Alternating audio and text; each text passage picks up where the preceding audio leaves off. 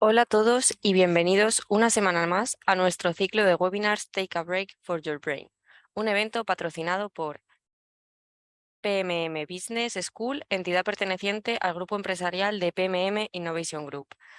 Para los que nos acompañan por primera vez con este tipo de eventos, a los que llamamos webinars Take a Break for Your Brain, lo que tratamos de ofrecer es interesantes experiencias y opiniones de profesionales en activo, como nuestro invitado de hoy, José Manuel Enríquez, gerente de empresas, negocio agroalimentario y cooperativo. El propósito de estos eventos es desarrollar temas enfocados a la actualidad industrial, que permitan a nuestros espectadores conocer e interactuar durante una hora con nuestros ponentes y empaparse de nuevas ideas y conocimientos para aplicar. Precisamente sobre PMM Business School quisiéramos comentaros algunas de las novedades de nuestros últimos días en PMM. Y es que, para aquellos profesionales del mantenimiento, ya estamos ultimando plazas, pero todavía están a tiempo de formar parte de la 15ª edición del posgrado en gestión del mantenimiento de nuestra escuela de PMM Business School. No se lo piensen e inscríbanse en uno de nuestros posgrados más destacados. Y por otro lado, para los que no han estado muy atentos a nuestras redes, estamos ofertando las últimas plazas de nuestros MBAs hasta finales de mes. Gracias a estos programas, nuestra escuela ha sido reconocida por diversos medios como Forbes y premiada por La Razón, El Suplemento y algunas más que os invito a consultar en nuestra web de pmm-bs.com. Además de la flexibilidad y de la metodología y el equipo de profesionales expertos en cada programa, una de las cosas que más hace destacar a nuestros MBA es el ser considerados como una experiencia personal y profesional en sí. Además de la formación online, brinda a nuestros estudiantes de máster una vivencia única y esencial para la industria mediante una semana internacional presencial en Valencia, España.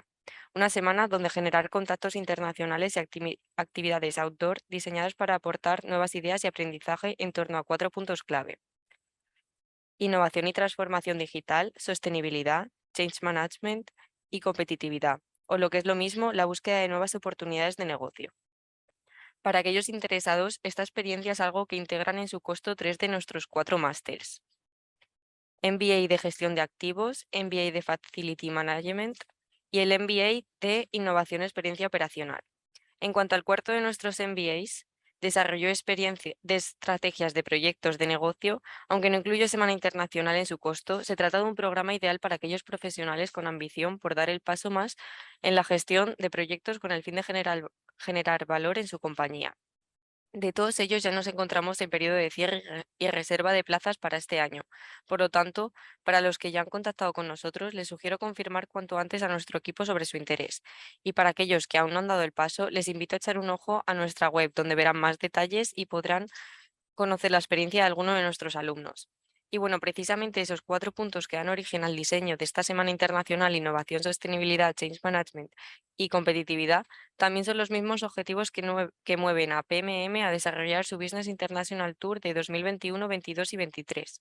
Una gira en la que el principal propósito es difundir ideas sobre estas cuestiones mediante conferencias y masterclass por España, Chile, Colombia, México, Perú y Estados Unidos, estableciendo así una unión entre la realidad industrial, universidades y centros de innovación. Como ya habrán visto en nuestras redes, con motivo de esta gira ya finalizamos nuestras 2 masterclass presenciales realizadas en Santiago de Chile. Actualmente nos encontramos en Colombia, donde ya impartimos nuestra masterclass acerca de la capacitación de toma de decisiones de CAPEX y OPEX. Y mañana finalizaremos en este país con la de implementación del Change Management para la excelencia operacional, a la cual todavía estás a tiempo de inscribirte para últimas plazas. En caso de interés para ti o tu equipo de trabajo, pueden contactarnos directamente mediante un correo o WhatsApp. Sobre las próximas ubicaciones, los días 11 y 13 de octubre estaremos por México realizando nuestra masterclass presencial sobre la toma de decisiones CAPEX y OPEX en Monterrey y Querétaro, respectivamente. A finales de noviembre, principios de diciembre, volveremos a Chile con nuevas masterclass sobre pérdidas, costos y riesgos y transición energética. Y en marzo de 2023 nos veremos en Perú. Sobre recomendaciones bibliográficas y en relación al tema de hoy, les recomiendo los libros de Finanzas para la gestión de activos y Gestión integral de activos. Y ahora sí, sin ánimo de haceros esperar más, os vuelvo a dar la bienvenida al evento de hoy. Como siempre, les invito a interactuar tanto con nuestro ponente como con todo nuestro equipo mediante el chat de plataforma y el apartado de preguntas y respuestas. Este último apartado lo usaremos para las preguntas que queráis exponer al final de la ponencia y comentarlas en directo con nuestro ponente invitado. Adelante, José Manuel, la audiencia es tuya. Muy buenas tardes a todos. Aquí en España son las 3 de la tarde. Voy a compartir en un segundito mi pantalla.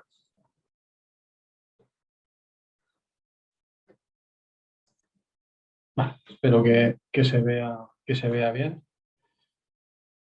Y bueno, vamos a empezar. A ver, un segundo.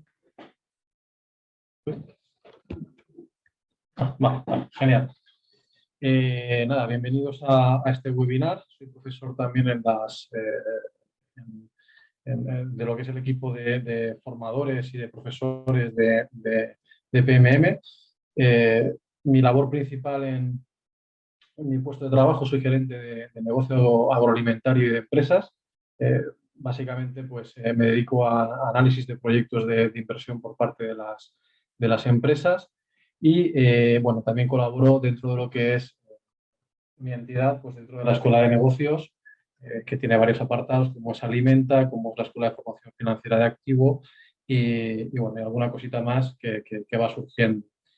Bueno, el tema de hoy, finanzas para impulsar el negocio. ¿Qué debe saber un ingeniero? Pues bueno, yo aquí lo que os voy a tratar es de despertar una serie de inquietudes para que, bueno, si hasta la fecha pues no las teníais en vuestra cabeza, a partir de ahora pues sí que las debéis de tener en cuenta y bueno, tampoco volverse loco, pero sí que hemos de ser conscientes de la realidad y de que esto pues todo el entorno que os voy a comentar ahora pues juega un papel fundamental como digo yo, para equivocarse lo menos posible. Que se trata al final de eso porque no me creo que nadie haya tomado todas sus decisiones siendo estas acertadas. Alguna vez se ha equivocado. Bueno, esta es la estructura del webinar de hoy. Vamos a ver un poco la situación actual, la coyuntura. Vamos a hacer unas reflexiones sobre nuestro sector. Vamos a ver cómo debemos de enfocar nuestros estudios referente a los estados financieros y sus indicadores, cómo hemos de valorar también la rentabilidad de nuevos proyectos, ver también dentro de toda esta situación ciertos análisis de riesgos y luego al final, si no somos meros, como digo yo, ingenieros técnicos o mecánicos, pues normalmente dentro de vuestra área pues vais a tener que tomar decisiones o vais a estar dentro de un comité donde vais a tener que ser partícipes de la toma de decisiones. Sobre todo tenéis que ser conscientes de los riesgos en vuestras decisiones.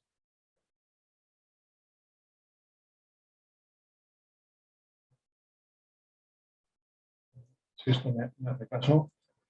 Bueno, análisis de la situación, pues bastante compleja. Yo os dejo aquí un pequeño cisne negro que nos apareció en 2020. No sé si conocéis lo que es un cisne negro. Un cisne negro es, en la economía es supuestamente un hecho inesperado, que en principio parecía improbable, que no había ninguna evidencia que fuera a suceder y, por tanto, es una sorpresa para analistas y para el mercado en general, ¿no? Causan un gran impacto, sobre todo en la economía o a nivel político mundial, y también un impacto social, ¿no? Porque al final estos cisnes negros nos afectan terriblemente en el día a día, ¿no? Y luego siempre existe una predictibilidad retrospectiva, es decir, que una vez que ha sucedido y solo entonces es cuando se dan evidencias de que esto se podía haber evitado y que seguro que se podían haber tomado medidas para que no hubiera ocurrido, ¿no? Y bueno, evidentemente sabéis todos que estoy hablando ahora mismo del COVID, que ha formado parte de nuestras vidas y que todavía sigue formando parte de nuestras vidas, pero también ha tenido un impacto en los sectores económicos, en las economías, en los países y cómo se ha afrontado, ¿no? Viendo estas tres significaciones o estos tres requisitos que tiene este cisne negro, al final, y os doy aquí un segundo para que reflexionéis, es decir, oye, esta pandemia que ha sucedido, ¿es realmente un cisne negro o sí que se podría haber previsto, ¿no? Pues bueno, yo lo dejo ahí a la reflexión. en el año 1917-1918, con la Primera Guerra Mundial, pues hubo una pandemia mal llamada la, la, la, la fiebre española, si no recuerdo mal, o la gripe, perdonad, la gripe española. Realmente se originó en Estados Unidos. Lo que pasa es que como estábamos liados aquí en Europa con la Primera Guerra Mundial, en la que participó también Estados Unidos al final, pues fueron los médicos españoles quienes levantaron la voz de alarma para su cura y bueno, se mal llamó gripe española.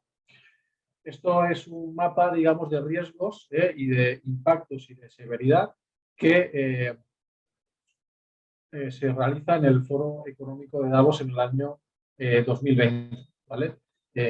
Bueno, como veis, esa flechita roja nos indica que bueno, se podían producir enfermedades infecciosas, como ha sido el caso del COVID, y que bueno, y que era relativamente difícil que ocurriera, pero su probabilidad era baja, pero su impacto, como hemos visto, era muy alto, ¿no? Vemos aquí una serie de hechos significativos como crisis por agua, ¿no? Por falta de agua, crisis fiscales, pero yo os pregunto aquí si veis en algún lado la guerra, ¿no? Pues parecía que en el año 2020 era muy difícil que se diera una guerra y ahora, pues sabéis que aquí en Europa estamos liados con una bastante gorda.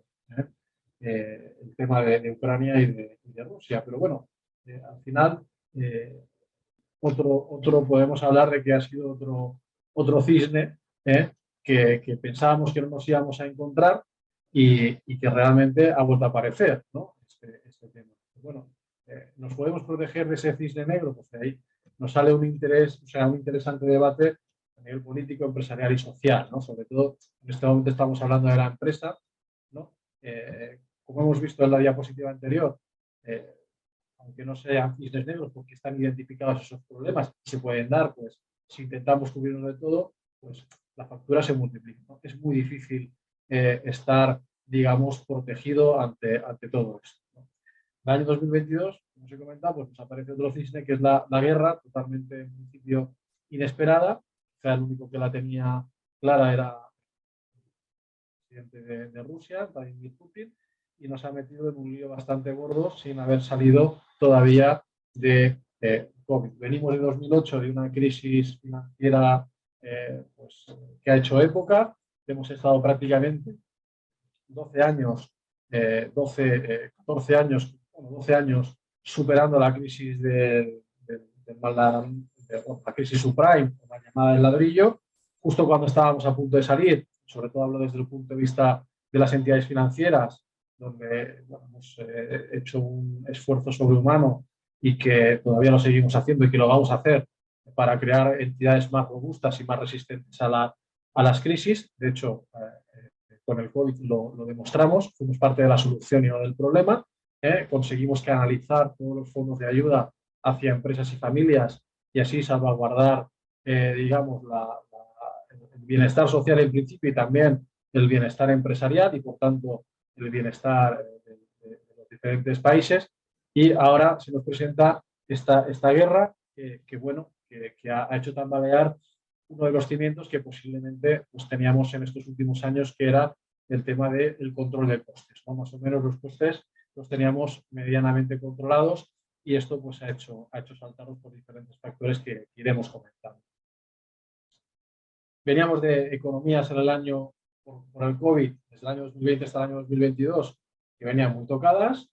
Se ha financiado todo ese COVID. Recordad que se han dado muchas financiaciones a nivel mundial para realmente no invertir, sino para cubrir gastos, para poder seguir pagando nóminas, para poder seguir pagando alquileres, para mantener determinadas empresas a flote que no podían ejercer su actividad, pero se han ido demorando la devolución de esos préstamos que eran préstamos, como digo yo, lastre, porque no suponían una inversión en un activo que te generara nuevos ingresos, sino que solamente has ido a pagar gastos que luego vas a tener que generar con nuevos ingresos y digamos que en estos, desde 2020, 2021 y 2022 hasta marzo, pues se venía recuperando las ventas por parte de las empresas para poder hacer frente. Desde un punto de vista bancario, lo que se ha estado haciendo ha sido crear carencias, es decir, que solamente se paguen intereses y que no se amortice capital, y dada la inclusión de la guerra en nuestras vidas, pues se ha tenido que pegar otra, y decimos otra patalla avant, valencià, que lo que significa es patada hacia adelante, ¿vale? Y más adelante pues ya pagaremos. Debido a esa paralización que hubo en el COVID, se derivaron otros problemas que han hecho, digamos, incrementarse todavía más a través de la guerra. O sea, se redujeron un número, vamos, incontable de containers. También se llevaron barcos al desguace por no poder mantenerse quietos. También se desaparecieron elementos de transporte y el sector de aviación estaba muy tocado. Los sectores ligados al turismo, evidentemente, la gente en casa no iba a viajar, pues poca aviación, poco transporte de pasajeros, hoteles prácticamente cerrados, en la restauración, canales Horeca pues prácticamente muertos, y a su vez se desatan esos problemas de logística y abastecimiento que hemos ido lastrando. Si entráis en alguna página web que hay de tráfico marítimo, veis cómo hay numerosos barcos cerca de los puertos de descarga, donde no hay esa fluidez que había antaño y que, bueno, eso está provocando unos cuellos de botella a la hora del suministro que estamos padeciendo hasta ahora. Bueno, al final, yo tampoco quiero mandar un mensaje caótico ni que esto suponga que vamos a ir al caos, ni mucho menos. Fijaros que desde el año 60, como os muestro aquí en la gráfica de la izquierda, pues la economía ha ido creciendo. Es verdad que hemos tenido algún susto, pues en el año, como veis, en el año 2008 hay un pequeño quiebro hacia abajo de lo que es el PIB de la economía mundial. Luego tuvimos otro en 2014-2015 con otro susto principalmente de materias primas, y luego tuvimos la COVID, y ahora pues bueno, tenemos otro susto que tenemos con la guerra. Como veis en la gráfica de la derecha, tenemos ese pico mucho más ahondado. En 2020, evidentemente, la economía mundial prácticamente se paralizó. Se volvían a ver ciervos en las playas, porque eso era impensable, por lo menos aquí en España. Y bueno, vuelve otra vez la vida, y hay aquí un tirón de recuperación que en 2020, pues aunque esto baje, veis que seguimos teniendo un crecimiento positivo. Aquí, pues para 2022, se espera que las economías emergentes y en desarrollo crezcan un 3,8% de su PIB, las economías avanzadas sobre el 3,3% y el mundo sobre el 3,6%, menos de lo que se preveía, de lo que se esperaba. Yo siempre lanzo esta foto. Bueno, ¿por qué es importante Estados Unidos? ¿Por qué es importante China? ¿Por qué es importante la zona euro? Aquí tener en cuenta que en ese PIB que se aglutina en la zona euro, solamente están los países que manejan el euro, pero la Unión Europea contempla muchos más países. Si aglutináramos todo el PIB de la Unión Europea, estaría en segundo lugar por detrás de Estados Unidos. La tercera economía sería China, ¿vale? Después vendría Japón, Alemania, y las previsiones de este año es que India ya haga un sobrepase en cuanto a lo que es el PIB a Reino Unido, ¿no? El PIB, sabéis que es el Producto Interior Bruto, todos los bienes y servicios que se producen durante un año en un determinado país. Al final, pues mide un poco la capacidad de crecimiento de este país y la importancia que tiene en el mundo. Bueno, cuando nuestros productos de manera directa o indirecta se dirigen a estas economías y alguna de ellas se gripa, pues evidentemente nuestra empresa se puede ver afectada. Entonces, todas estas noticias que nos llegan a nuestra mesa, ¿no? A nuestro portátil, a nuestro móvil que vemos en televisión y demás, pues nos tienen que no preocupar, pero sí que las hemos de tener en cuenta. También os digo lo siguiente, ¿no? Hay estudios ya por universidades prestigiosas que te indican el por qué no ha sobrevivido ningún medio de comunicación que solamente de noticias buenas, porque evidentemente aquello que no te causa preocupación le prestas 0,5 segundos de atención, con lo cual todos los medios de comunicación vamos a estar constantemente o nos van a estar constantemente apabullando con noticias malas, que es aquello que a ellos pues, les beneficia desde un punto de vista del share, de tener más cuota de pantalla, de de poder vender mejor su cadena, su medio de comunicación y conseguir más ingresos. Por eso os digo que en ese aspecto también hemos de saber discernir lo importante del alarmismo o esa prensa amarillista en que se ha convertido ahora mismo los medios de comunicación, ¿vale? Hemos de llevar cuidado y no volvernos locos. Fijaros aquí la importancia que tiene Estados Unidos, la zona, digamos, de la Unión Europea y luego China. China y Japón. Japón es un gigante ya adormecido. Alemania forma parte de la zona euro, con lo cual estaría dentro de esos 12.000 millones, perdón, sí, 12 billones de PIB que tiene la Unión Europea. Pero lo que os quiero decir es que es un actor muy importante también, es el corazón de la Unión Europea y que mueve, ¿no?, junto con Francia, a la Unión Europea, ¿no? Luego pues, están países como España, como Italia, ¿vale?, que también son importantes, pero digamos que un poco el eje económico son estos dos países, ¿no? Ya sufrimos el Brexit, ¿no? Todavía pues, tenemos resquicios ahí de estos ingleses que todo lo que firman luego lo rompen, con lo cual yo os digo que para mí, de cara a la Unión Europea, no son de fiar, por lo menos a nivel político. Bueno, aquí, ¿podemos estar viviendo una burbuja? Bueno, es una pregunta que debería hacerse cualquier gestor, ¿no?, cualquier gerente. Es decir, oye, esto que estamos viviendo ahora, pues, venimos de una burbuja de grado 5, ¿no?, donde la economía bueno, venimos del COVID, ¿no?, donde realmente es una pandemia, eso no es una burbuja, ¿no?, pero sí que es verdad que veníamos de una crisis que era la crisis subprime, la crisis del ladrillo muy importante, ¿no? La economía se contrajo gravemente, la gente que se arruinó fue muchísima, la inflación fue muy alta, la deflación también, la burbuja fue muy alta, el despilfarro de dinero fue muy alto, la estrangulación de crédito fue muy alto, quiebras bancarias hubieron, el paro se generalizó y, bueno, si cogemos referencias históricas, pues bueno, es aquí por grado de intensidad cómo han sido las diferentes burbujas. No podemos hablar de una burbuja que realmente no existe, sino porque la gente piensa que va a ir mal, se retrae un poco, pero no es grave. Luego tuvimos la de los tulipanes, la de los mares del sur y las .com, la del crack del 29, que fue muy fuerte, la de Japón de los años 90 y la crisis subprime o inmobiliaria también en España, y al final todo eso pues, lo hemos de poner en contraste con qué nos está pasando ahora, ¿no? ¿Qué está ocurriendo en la economía ahora?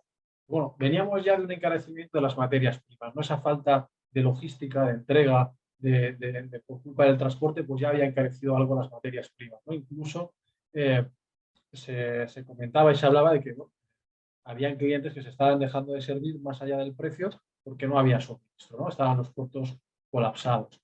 Ya se barruntaba un poco de problemas, subidas del precio del petróleo, de la energía, ¿no? Al final hemos tenido problemas de suministro, ¿no?, que ha hecho también subir el precio, materias primas, insumos, transporte, energía. Ha habido problemas también de trabajo, de mano de obra de trabajo. Por ejemplo, en Estados Unidos se ha producido lo que es la gran dimisión, ¿no? Aquí en España también ha pasado algo parecido. ¿Qué pasa? En el año 2020, pues Estados Unidos dio cheques para que la gente pues, pudiera sobrevivir en casa. Esa gente que a lo mejor ni siquiera ese dinero le hacía falta, pues lo invirtió en bolsa. Podemos tener una posible burbuja que ahora están cayendo las bolsas a nivel mundial. El IBEX, por ejemplo, en España está cayendo pues, desde antes de verano.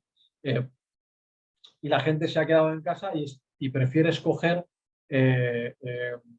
su trabajo, ¿no?, sin tener esa necesidad imperante de ingresar dinero porque ha ido ahorrando, o bien lo tiene invertido, o ha ido ahorrando ese dinero para no tener que lanzarse al mercado laboral. Eso también hace que la persona que va a pedir trabajo, la persona o las empresas que necesitan contratar a gente, pues tengan que subir la remuneración. Eso también empuja la inflación hacia arriba, ¿no? Tenemos también esa inflación, ¿no?, con esa subida de tipos. Hemos visto que las economías han estado aguantando, pero al final inevitablemente se ha disparado la inflación. Hablamos casi de una inflación de 2 dígitos, casi del 10%. Esto está afectando a las familias, a las empresas. Evidentemente, esa subida de tipos, que también comentaremos ahora un poquito con datos exactos, va a hacer que en cuanto se revisen los préstamos, sobre todo a tipo variable, y los nuevos préstamos que se están dando a tipo fijo, encarezca los costes financieros tanto de empresas como de familias, y eso hará recortar la inversión, hará frenar la economía, eso a vuestras empresas le va a afectar, tendréis que gestionar la nueva dimensión o programar las ventas que vais a tener en vuestra empresa y adecuar vuestra empresa a vuestros planes a esta situación que va a devenir. Se hablaba pues hace unos años de que los planes estratégicos de la empresa pues tenían que contemplar planes a 5 años, luego se recortó a 3 y ahora prácticamente, bueno, pues se traza un plan a 5 años que se deja ahí un poco como referente, pero cada año ese horizonte que nos habíamos marcado lo tenemos que ir modificando en función de los sucesos que nos van ocurriendo, con lo cual hemos de tener como empresa una cintura espectacular para irnos adecuando. O sea, ya no hay un mantra que seguir durante 5 años y luego lo volvemos a cambiar, no, es que te tienes que adaptar y tomar decisiones día a día que significan cambios. Esta guerra de Ucrania ha hecho todavía que haya más falta de materia prima. Ucrania, por ejemplo, pues tiene una parte importante de la producción de trigo y de cereal del mundo. También era un productor energético y eso ha hecho que, añadido a que es Rusia la agresora, que económicamente, como hemos visto en la gráfica anterior, no sé si habéis dado detalle, pues está un poco por encima de lo que sería una economía como la española, que apenas es el 1 o el 1 y pico por ciento de la economía mundial, pero es un monstruo en cuanto a materias primas, en cuanto a fertilizantes, que es uno de los mayores productores del mundo, en cuanto a gas, en cuanto a petróleo, y eso ha tocado la base de las economías desarrolladas que venían pues relativamente trabajando con, por ejemplo, Europa con un gas ruso barato y con un suministro constante, ¿vale? Todo eso a través de las sanciones que se han impuesto a Rusia, pues se ha ido digamos, disminuyendo y ha hecho que, bueno, evidentemente, la inflación haya cogido este cariz, ¿no? Bueno, la coyuntura, vamos a ir viéndolo un poquito más en profundidad. Hay que dejarlo un cuartito de hora para preguntas. Voy a ir un poquito más rápido porque ya lo que os quería comentar así de impacto lo hemos hecho. Y aquí pues sabemos que 2022 va a acabar siendo incierto con muchas, digamos, incógnitas. El Fondo Monetario Internacional, el cual se ha extraído a través de Mario Beis muchos, digamos, datos de los informes que hacen, ¿no? Pues nos hacía entender que en principio preveían por el poder militar que tenía Rusia, uno de los mayores ejércitos del mundo, junto con el de Estados Unidos, pues que iba a ser una guerra corta, pero hemos visto que el nivel de aguante y sobre todo la ayuda económica y bélica que está recibiendo Ucrania, pues hace que se esté aguantando, incluso se han hecho contraataques por parte de los ucranianos con armas modernas y con un suministro constante de armas que implica que no cesen en su avance. Al final han tenido que realizar una movilización de más de 300.000 rusos. Eso también socialmente ha impactado dentro de la sociedad rusa y también pues vemos que hay fisuras, ¿no? Dentro de lo que es el gobierno de Putin, ¿no? Incluso algunos ediles de ayuntamientos importantes se habían puesto a protestar ante esta guerra, ¿no? Pues las previsiones económicas se van, digamos, corrigiendo constantemente según los acontecimientos. La subida de la inflación es innegable. Eso provoca que si se mantienen los salarios, pues la gente pierda poder adquisitivo, es decir, sube la vida un 10%. A mí el salario solamente me sube un 1%, estoy perdiendo 9 puntos de poder adquisitivo. También no se puede entrar en una espiral de inflación, ¿no? Como ocurre en Turquía. Entonces, si sube la inflación un 10 y subo los salarios un 10, lo que estoy incentivando es que siga creciendo todavía más la inflación, por lo que se estima que se va a hacer es que suban los salarios, pero en menor medida que la inflación, pues para intentar retenerla, ¿no? China está muy afectado también, o ha estado afectado por el virus y la guerra, ¿no? Pues, China es la industria del mundo, pues las importaciones por parte de terceros países de productos chinos pues se van a ver también ralentizadas y eso va a afectar al crecimiento. Entonces, China también está entrando de venir de crecer incluso a 2 dígitos a crecer pues, en términos del 4, 3%, lo iremos viendo a lo largo del año. Al final, la crisis de esas materias primas, de esos fertilizantes, va a hacer que la inflación, como estamos sufriendo, pues suba, y ese petróleo, que también lo veremos un poquito más en profundidad, hace que se encarezca todo, incluidos los alimentos y el transporte, que al final pues, se tiene que llevar a todas partes, ¿no? Bueno, en lo que es el impacto de la guerra directo, hay un derrumbe del PIB ucraniano. Visteis que hasta pasados unos meses pues, no dejaron los rusos incluso sacar barcos con grano, sobre todo en dirección a países africanos. Eh, Esto puede haber redundado en una hambruna terrible, pero bueno, parece ser que se ha llegado a ese acuerdo y se está suministrando ese grano desde Ucrania. Grave crisis de la economía rusa, el PIB bajará un 8,5%, la inflación será de un 21%. Europa está muy afectada por la dependencia energética de los rusos. Aquí hago un pequeño hincapié, ¿no? Por decirlo de alguna manera, que Europa justo detrás de lo que es el COVID, ¿no? Pues lanza sus fondos Next Generation, que también vamos a comentar un poquito más, y apuesta por desligarse de las energías fósiles y pasar a energías limpias. Un plan con más de 700.000 millones de euros que ahora ya en octubre está llegando a las economías, aunque hay ciertos problemas, ¿vale? Cuando hablamos de economía es a las pymes principalmente, ¿no? Pero no está llegando. Ahora veremos. Entonces, como se produce este giro, evidentemente las empresas petrolíferas también se han embarcado en la nueva, porque no dejan de ser empresas energéticas. Ellas ya no se llaman empresas petrolíferas, sino que prefieren llamarse empresas energéticas, ¿no? También han abierto esa apuesta por las nuevas energías, porque al final la ley les está obligando a ello, ¿no? Y, por ejemplo, hay un plan en la Unión Europea de que en 2050 pues, prácticamente toda la energía tiene que ser renovable, ¿no? Hay limitaciones, pero bueno, en principio esa es la intención y para ello se va a invertir dinero.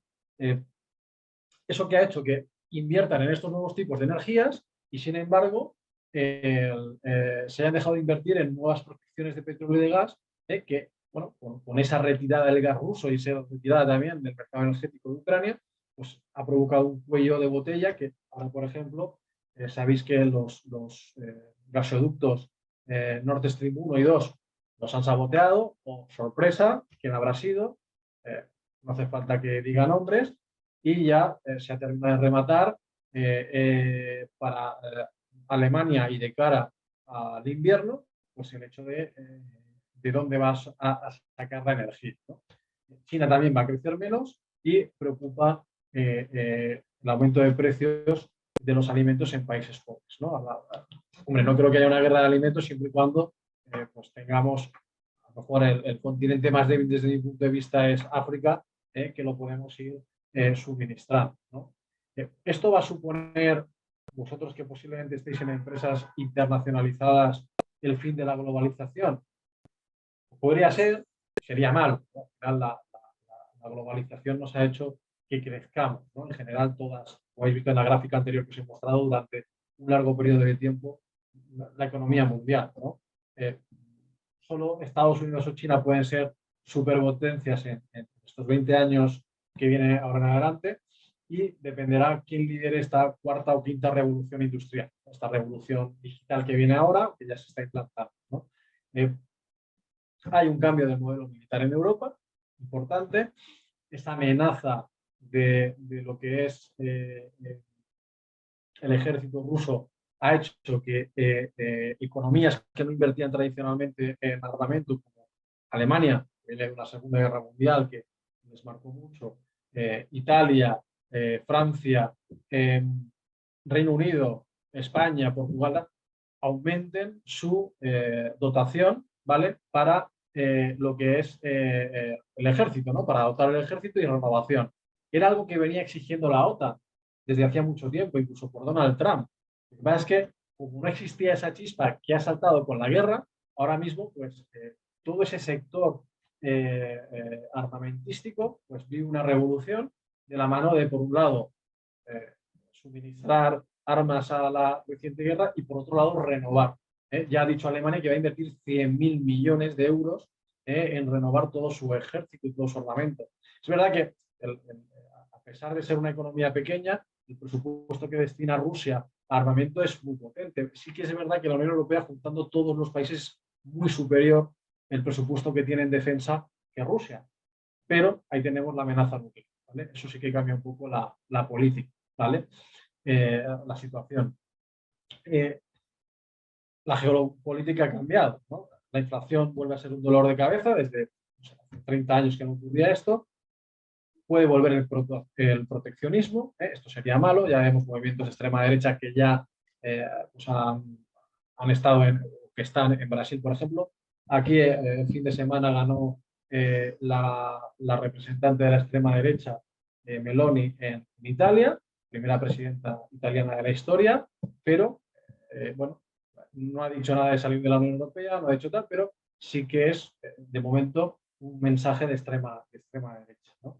El nuevo modelo energético que se deriva de esta guerra, pues nuevas entradas a Europa de energía que vienen desde Estados Unidos y bueno, se está estudiando la vía argelina a través de España y hacer un gasoducto a través de Francia, que pues por el tema de relaciones políticas y económicas, de momento se ha opuesto, pero es verdad que Alemania, yo entiendo que tiene el poder suficiente para forzar esta nueva, digamos, línea de suministro a Europa a través de España y con gas proveniente de Argelia, ¿no? Donde Francia tiene buenas relaciones.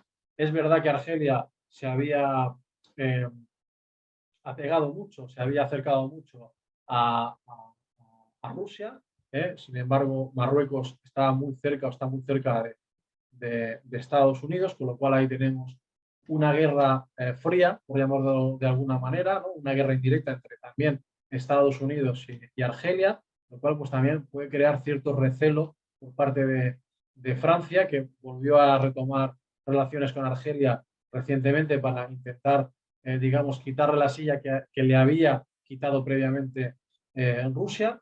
Y bueno, pues Rusia también piensa en nuevos clientes, ¿no? Que su gas pues puede ir destinado a China, aunque se ha mantenido, digamos, parcialmente un poco, digamos, sin pronunciarse en esta guerra, se ha puesto como de lado, ¿no? Y también, ¿por qué no?, la India, ¿no? India, pues, que está sufriendo un crecimiento económico increíble. La inflación es la más alta de los últimos 40 años. Esto ha supuesto una subida de tipos de interés, como hemos comentado. Incluso ahora, en este mes de septiembre, la Reserva Federal ha llegado al 3%, la zona euro al 1,25%, después de subidas de 3/4 de punto impensable hacía unos meses, incluso el Reino Unido pues también al 2,25%. También, si el dólar, digamos que su tipo de referencia sube, pues evidentemente eso va a hacer que haya una demanda por su moneda y que la cotización del euro y de la libra bajar. Entonces, por un lado, para controlar la inflación y por otro lado también para controlar lo que es el tipo de cambio, que no cayera desmesuradamente, pues se han tenido que subir tipos de interés desde los distintos bancos centrales, ¿no? Un poco venimos de tener políticas monetarias demasiado expansivas desde el año 2020 para hacer frente a todo, digamos, el déficit público que se ha tenido que financiar por parte de los estados para sufragar la factura del COVID, ¿no? Ha habido un aumento del gasto público, de ayudas, también suben los precios de las materias primas, los salarios suben en Estados Unidos, que es preocupante por encima de la productividad, por lo que os he comentado de la gran división, la gente ha dejado sus trabajos porque tienen dinerito en el bolsillo, y luego también las fusiones empresariales, que, oye, yo contra menos competencia tenga, pues voy a poder ser un actor más importante en el mercado, voy a poder fijar mejor mis precios para ganar más dinero, ¿no? Bueno, al subir la inflación, ¿qué ocurre? Pues que los deudores se benefician. Esto es una quita encubierta de la deuda, pero sin embargo, el ahorrador que le pueden estar dando en el banco un 2%, ve cómo pierde un 8 o 9% de poder adquisitivo porque la inflación sube muy rápidamente, ¿vale? Esto aquí, pues desde la crisis subprime no había ocurrido estas subidas de la inflación tan fuerte, a pesar de que prácticamente no se pagara nada en los bancos por el ahorro. La renta fija, al pagarse tipos bajos, pues es poco atractiva, y la ya contratada se vuelve todavía menos atractiva porque está a tipos de 0,25, 0,50, 1% respecto a tipos que se puedan dar ahora del 2,5. En Euribor a 5 años está al 2,5 y en Euribor al año ya prácticamente está al 2,30 y al finalizar el año se estima que esté en el 2,5%. La inflación es muy peligrosa si está descontrolada y sube más que el crecimiento económico. ¿Qué sería lo ideal? Pues que la inflación siempre creciera menos que lo que es el crecimiento del PIB del país. Si el PIB crece al 3%, pues que la inflación crezca al 2%. Para esto es más resistente Estados Unidos, que puede tener crecimientos del PIB más altos que Europa, y entonces Estados Unidos puede tolerar tipos del 3,5% de inflación y Europa sola del 2%. Las proyecciones macro, cosa más que interesante, veis aquí que veníamos del año 2020 con un decrecimiento mundial de la economía del 3,1%, para las economías avanzadas del 4,5% en general, la más afectada, la eurozona, con el menos 6,3%. Ahí España somos unos campeones, bajamos casi el 11% del PIB, y luego pues Reino Unido también se vio muy afectada, casi con el 10%, ¿no? Japón un poquito menos. En todas aquellas países que tienen más valor añadido, con sus productos, mucho producto tecnológico, mucha innovación, pues se han visto menos afectados. Estados Unidos apenas bajó el 3,4%. Estos siempre son más ágiles. En el año 2021 hubo recuperación, ¿vale? Crecimiento mundial del 6,1%, economías avanzadas más del 5%, y China, por ejemplo, creció el 8,1%, cuando, fijaros que en la época del COVID llegó a estar creciendo al 2,2%, ¿vale? No llegó ni a decrecer. Y encima nos echaron el bicho aquí a todos, ¿no? Supuestamente. Las previsiones a julio, tanto para el fin de 2022 como para 2023, pues se espera un año muy bueno en 2022 y va a ser regular a pesar de estos crecimientos tan buenos, pero venimos de decrecimientos muy fuertes, y las previsiones para 2023, pues conforme se van dando situaciones de mayor inflación y mayores tipos de interés, pues se van recortando. Veis aquí pues que la inflación para 2022 se espera incluso casi del 10% para mercados emergentes, y parece que no se va a terminar de frenar del todo en 2023. En economías avanzadas sí que se va a frenar un poquito más, pero posiblemente sea menor que el crecimiento. Fijaros que el crecimiento de la eurozona será el 1,2% y en Estados Unidos del 1%, y sin embargo la inflación va a ser del 3,3%, va a estar muy por encima. El problema de fondo, que todavía siguen subsistiendo, problemas como envejecimiento de la población mundial, baja natalidad, alto paro estructural, cambio de clima. Aquí yo hago un paréntesis y hablo del agua. El agua es importantísima. Estamos sufriendo un cambio climático brutal. En un mismo año se te pueden dar situaciones de sequía y a la vez de lluvias torrenciales que por un lado tenías ahogado, o sea, tenías muertos los cultivos por falta de agua, y por otro lado los ahogas y los asfixias en agua, ¿vale? Hay que intentar crear herramientas para tener siempre una disponibilidad de agua durante todo el año de manera regular, ¿vale? Urge, como veis aquí, por el cambio climático, y para que esto pues sea más liviano, pues reemplazar energías fósiles por energías limpias.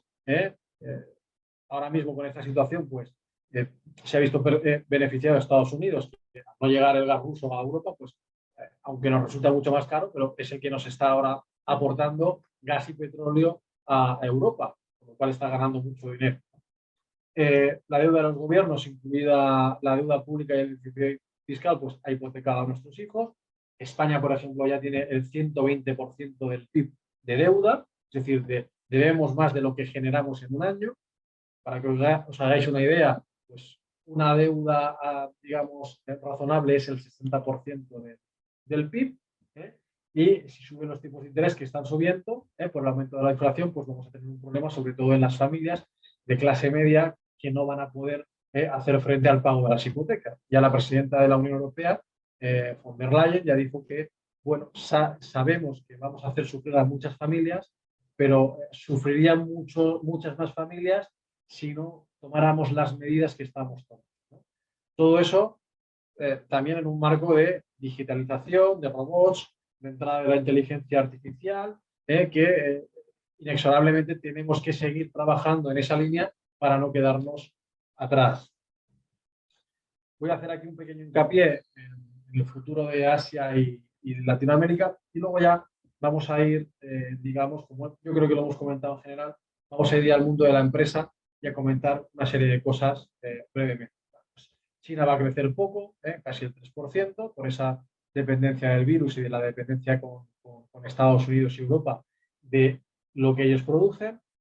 Sí que es verdad que el crecimiento para los próximos años va a venir de las grandes economías que tienen clase media, que se están incorporando a la clase media, que son China e India, con lo cual debemos de mirar de forma directa o indirecta, es decir, de trabajar con empresas que venden a mercados asiáticos o de hacerlo nosotros directamente a esos mercados asiáticos. India es ese gran milagro, va a crecer casi el 8% entre 2022 y 2023, que sale casi indemne, ya supera a Reino Unido, como hemos comentado, va a ser esa locomotora de Asia. También pues Corea del Sur, hipertecnológica, Vietnam y Singapur la van a ayudar. Y luego se prevé por parte del Fondo Monetario Internacional un gran deterioro en Latinoamérica, con incremento de países populistas. Va a empeorar Chile, Perú, México, Colombia y Brasil. Argentina y Venezuela son dos desastres, ¿no?, que han retrocedido prácticamente 50 años en el desarrollo económico. Y el Fondo Monetario Internacional pues, propone a día de hoy mirar a Asia y principalmente a China y a India, ¿no? Me he comido un poquito el tiempo, aunque la ponencia estará a vuestra disposición. Yo creo que lo hemos comentado prácticamente todo. Y ahora sí que me quiero centrar un poquito en la empresa, ¿vale? Hemos de estudiar nuestro sector. Hay dos formas de hacerlo: de abajo hacia arriba, o sea, desde la base, desde la empresa hasta la coyuntura, o desde la coyuntura hasta la empresa. Se denominan top-down, ¿no?, o bottom-up. Normalmente, cuando estamos en una empresa, es el estudio que suelen hacer los directivos y gerentes y consultores de una empresa, ¿no? Estudian la empresa, estudian el sector y analizan la coyuntura, ¿vale? Vamos a tener estos efectos transversales que no me voy a volver a detener. Sí que es verdad que de fondo tenéis que tener en cuenta que hay sectores que se han visto afectados por la crisis y hay sectores donde hay un cambio de modelo, ¿vale? Por ejemplo, se ha visto afectado por la crisis el transporte de pasajeros, por ejemplo, el transporte de mercancías también, pero eso ha sido fruto de la crisis. También el canal Horeca, ¿no? Hoteles, restaurantes, caterings, todo esto se ha visto afectado por la crisis, ¿vale? El turismo, una gran dependencia de que la gente se pueda mover, la COVID lo impedía y no, evidentemente era un sector que estaba tocado. Pero Europa da un paso importante, lo hemos comentado, de dejar atrás las energías fósiles, ¿no? ¿Qué va buscando? Sostenibilidad e independencia energética. Energías fósiles significa cambio climático, hemos de frenarlo, y Europa ya dio con los fondos Next Generation ese paso, ¿no? Dentro de esa sostenibilidad, la manera de movernos se hace también de forma eléctrica, ¿vale? Menos contaminante. Pensar que ya más de la mitad de la población mundial vive en urbes. O sea, ahora mismo los fabricantes de coches tienen un cacao brutal porque realmente no saben cuántos coches van a necesitar. La gente joven, por ejemplo, en Europa, y entiendo que también en Estados Unidos y demás, que transita en una urbe, cada vez va a necesitar menos taxis, incluso menos metro, ¿por qué no decirlo? Porque con estos patinetes que son súper eficientes, incluso comparto vehículos que pueden ser estos mismos patinetes, no me hace falta coche, ¿vale? Ahí hay cambios de paradigma, ¿no? Es lo que hablamos del motor. Luego hay un desarrollo también de la producción eléctrica, ¿no? Es un sector que otros van decayendo, pero este de la creación de energía a través de energías renovables, pues también va a crecer. No es algo que tenemos que tener en la cabeza a pesar de las situaciones que estamos sufriendo. Sobre todo, tenéis que tener en la mente que hemos de buscar sostenibilidad en nuestro negocio, ¿vale? Aunque seamos empresas energéticas, pues tenemos que reinventarnos si estamos en energías fósiles e irnos a energías renovables. Hemos de estudiar nuestros indicadores, ¿no? Como empresa, ¿no? Hemos de estudiar cómo somos a nivel de empresa, cómo son nuestros estados financieros, y ahí pues hablamos de solvencia, de cuáles son los fondos propios que tiene nuestra empresa. Contra más fondos propios tengamos, en principio mejor hasta cierto nivel. Es decir, de todo el dinero con el que está trabajando la empresa, cuánto es de la empresa o cuánto han puesto los socios. Eso es un indicador de capacidad por un lado, de generación de recursos. Tú tienes mucha solvencia, vas a poder también endeudarte, con lo cual vas a poder invertir más, y también vas a poder soportar mejor las pérdidas en este contexto de entorno VUCA que vivimos, ¿vale? Hemos de tener un equilibrio financiero, hemos de vigilar mucho la liquidez a nivel empresarial, y ver, sobre todo, y esto es un mensaje claro, cómo responde mi empresa y mi sector ante las crisis. Esos cisnes negros que al final se dan, cómo puedo intentar estar, digamos, con planes de contingencia que me puedan ayudar a superarlo, ¿vale? Si vivimos en el filo de la navaja financieramente hablando, la primera ola nos va a tumbar. Para eso, pues hemos de ser conscientes de nuestro balance, de cómo se compone nuestro balance, de cómo se generan nuestros ingresos, de cuál es nuestra cuenta de pérdidas y ganancias, de dónde vienen nuestras ventas, cuáles son nuestros mercados, quiénes son nuestros clientes, quiénes son nuestros proveedores, cuál es la fiabilidad desde un entorno, desde un punto de vista de riesgos de esos clientes y de esos proveedores. Yo aquí siempre digo que el seguro de crédito es una gran ayuda. El seguro de crédito se dedica a estudiar, cubrir vuestras ventas, ¿vale? Y lo que te dan son opiniones de riesgo y que te cubren esas ventas que hagan esas empresas, pero sobre todo te dicen el grado de confiabilidad que tienen de esas empresas. Con lo cual, nosotros, con nuestros estados financieros, vendemos y compramos. Es decir, si yo soy una empresa potente y lo demuestro al mundo con mis estados financieros, a la hora que venga una empresa a comprar, cuando hago una consulta, por ejemplo, a un banco o a una agencia de seguros, ¿no?, que venda seguro de crédito, le va a decir lo buenos que somos. Y eso te va a ayudar a negociar mejor, ¿vale? Eso es importante que lo tengáis. Hemos de vigilar mucho cómo son nuestros estados financieros, hacerlos robustos, generar una cuenta de pérdidas y ganancias potente, vigilar mucho los riesgos en cuanto a quiénes son nuestros clientes y nuestros proveedores, vigilar evidentemente también nuestro personal, hemos de cuidarlo, hemos de pagarlo bien, pero sin que tampoco eso ponga en peligro la empresa.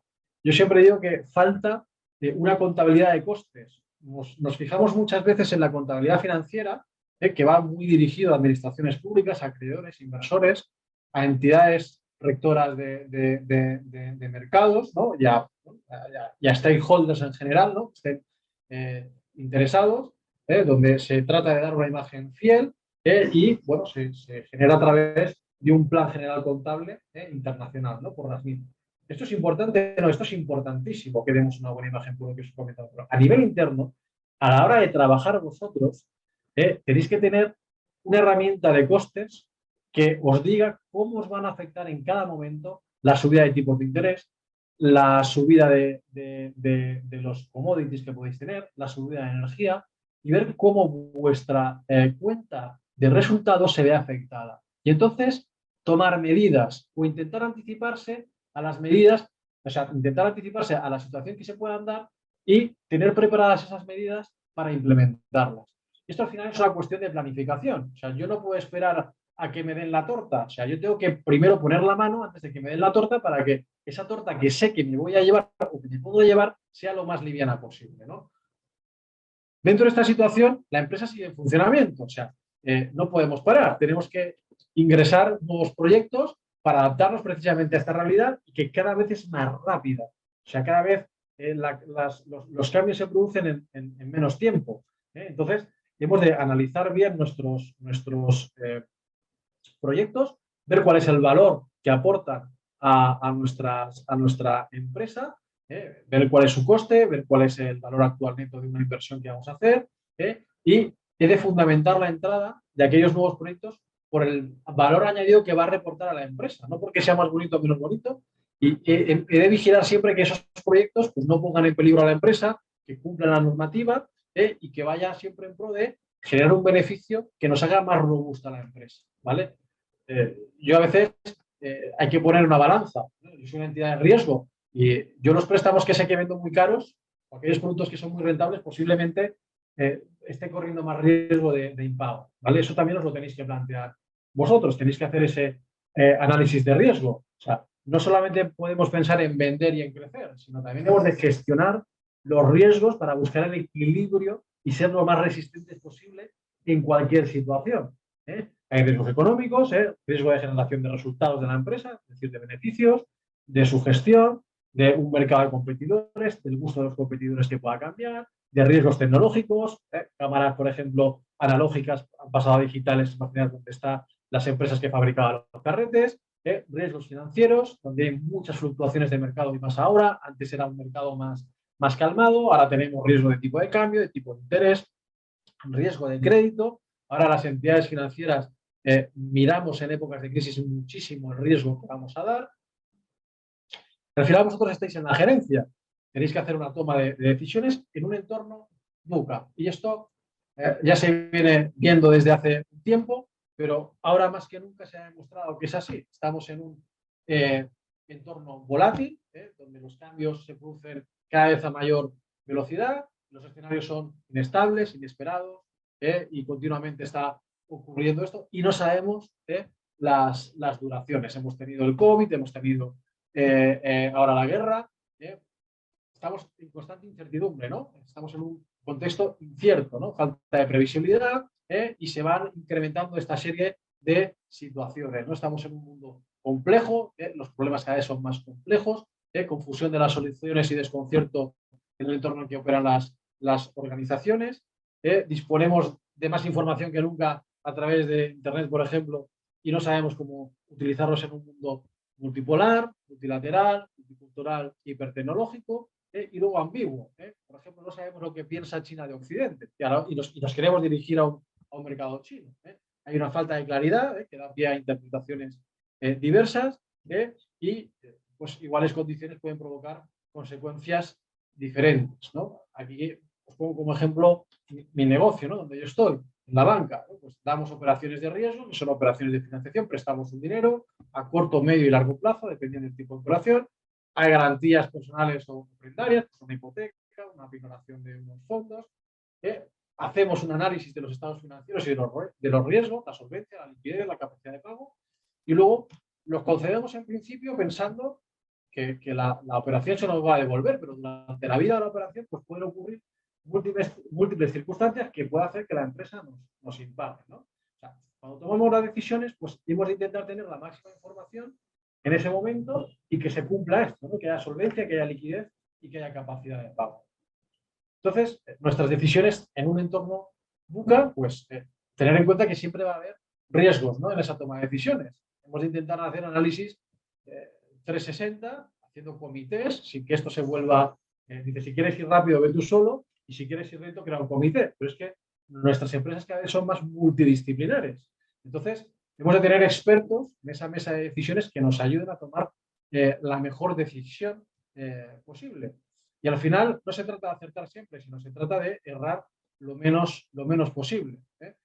Vamos a tener una guerra larga en principio, Occidente contra Rusia, por lo que estamos viendo, una inflación descontrolada, subidas de tipos de los bancos centrales, tensiones en las cotizaciones de las monedas, se busca una ralentización, incluso se busca una recesión en las economías para conseguir controlar la inflación y también, por qué no decirlo, todo el tema de la logística y que digamos que el reloj se vuelva a poner en hora, controlar la inflación, volver a tener esa cierta seguridad logística, que vuelva a haber una necesidad del trabajo, que haya alternativas baratas de energía, que no lleguemos a sufrir esa crisis del alimento, recordar el agua es importante, también, por qué no decirlo, el agua es de todos, pero también puede ser un negocio que ayudando a la sociedad, pues también nos podamos beneficiar nosotros un poquito.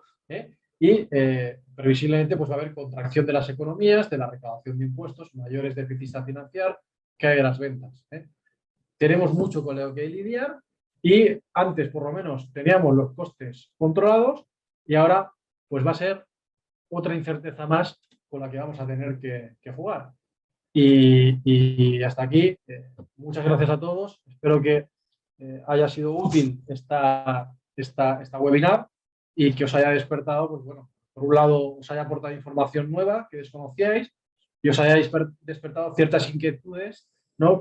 Bueno, que os animen también a participar dentro de nuestros grados y posgrados y másters para bueno, pues que compartáis con nosotros más conocimiento. Y bueno, aquí lo dejo por si hay alguna pregunta o alguna cuestión que queráis hacer a través del chat. Muchas gracias, José Manuel. Bueno, vamos con las preguntas. Tenemos una pregunta de Gregorio Espinoza que dice: ¿qué herramientas utiliza el ingeniero financiero para resolver los problemas financieros de una empresa? A ver, herramientas. Primero, planificación, ¿no? Digamos que la empresa tiene que estar coordinada, ¿no? Yo tengo casos de empresas donde los gerentes, por un lado, hacen compras de activos sin hablar con el financiero. Y el financiero de repente se encuentra totalmente con una tesorería que no va a poder llegar a las obligaciones de pago que le han propuesto por esas compras los gerentes y, evidentemente, eso le desvirtúa todo, ¿no? Entonces, eh, lo primero es comunicación dentro de la empresa. ¿Quién tiene que hacer las inversiones? ¿Quién responde por la rentabilidad de esas inversiones? ¿Cómo se van a pagar esas inversiones? Y todo eso tiene que estar dentro de un mismo foro coordinado. Hay que hacer una planificación. Yo, por ejemplo, tengo todos los años, en determinados meses, con determinadas empresas, pues rondas de financiación. Es decir, han planificado las inversiones y en base a esas inversiones, ¿vale? Pues solicitan financiación a las entidades, ¿no? Eso es una planificación de las inversiones que va a suponer, por un lado, unos ingresos extras que no tenían si no las hicieran, pero también unos requerimientos de tesorería que antes no tenían por la nueva financiación. En cuanto a tema informático, pues bueno, ahora hay muchísimas herramientas que te ayudan a gestionar la tesorería, a gestionar los cobros y pagos. Hay muchísimos. Ahora, eh, una herramienta no te va a decir dónde tú tienes que invertir o cuándo vas a invertir o cómo lo tienes que hacer. Eso es fruto de unos comités de empresa donde se tienen que reunir para planificar y luego hacer una previsión de lo que van a ser tus resultados, por un lado, y cómo va a quedar tus estados financieros en el futuro. Es decir, cómo piensas que va a evolucionar el negocio y evidentemente eso va a tener un control para ver las posibles desviaciones que se den sobre tus presupuestos. Hay que hacer una presupuestación y ver por qué ocurre eso. Que cumplamos o no el presupuesto es bueno o es malo. Pues a lo mejor cumplir el presupuesto normalmente va a ser bueno. Que haya desviaciones positivas quiere decir que han habido aspectos positivos que no hemos sabido captar y que no hemos sabido valorar.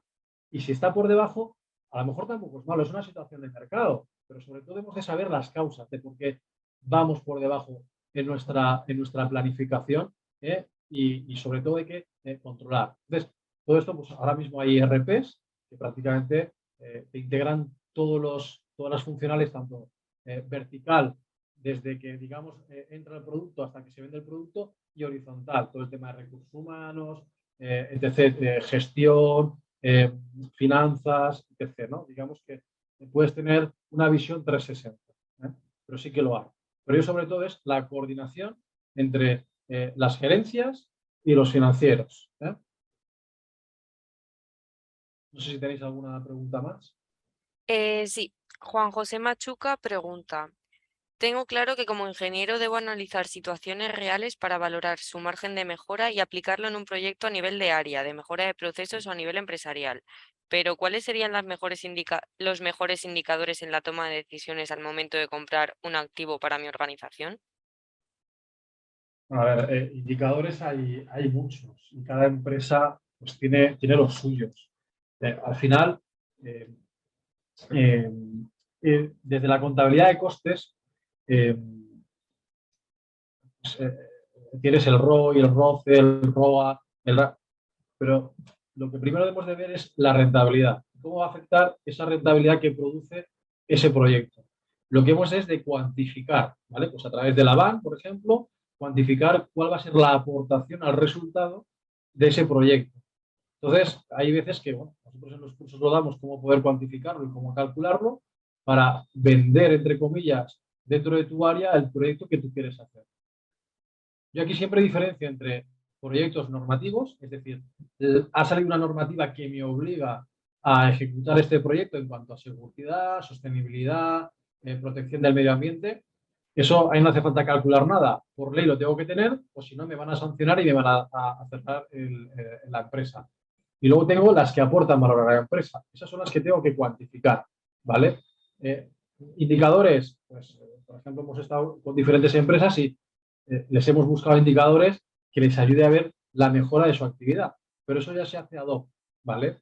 En el tema de la banca, por ejemplo, se mira mucho el ROE, ¿vale? Y el rendimiento sobre el activo y el rendimiento del equity, ¿no? El rendimiento sobre el capital, ¿vale? Pues son medidas. También hay otros medidores como pueda ser eh, el valor añadido, ¿vale?